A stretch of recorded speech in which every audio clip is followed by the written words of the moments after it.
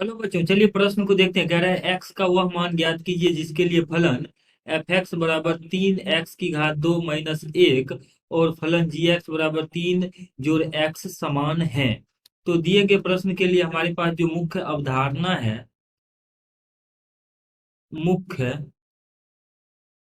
अवधारणा यदि हम देखें तो यह है कि अगर कोई मान लीजिए द्विघात समीकरण a x की घात 2 जोड़ बी एक्स जो सी बराबर 0 है, तो उस स्थिति में एक्स का जो मान होता हुआ था -b plus minus root under यानी वर्गमूल b की घात 2 - 4ac बट्टा 2a, यही एक्स का मान होता है।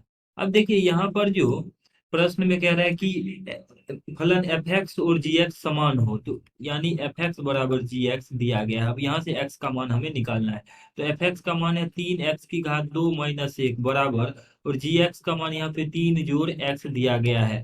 इसको यदि हम हल करेंगे तो यह जगह 3 x की घात 2 - एक्स, और ये इस तरफ आके बना देगा -4 बराबर 0। अब देखिए एक्स का मान इस सूत्र के अनुसार निकालेंगे तो एक्स बराबर आएगा -b अर्थात 1 प्लस माइनस वर्गमूल b² यानी -1 का स्क्वायर 1 -4ac, तो -4a यानी 3 × c यानी -4, और बट्टा 2a यानी 2 × 3 अर्थात 6।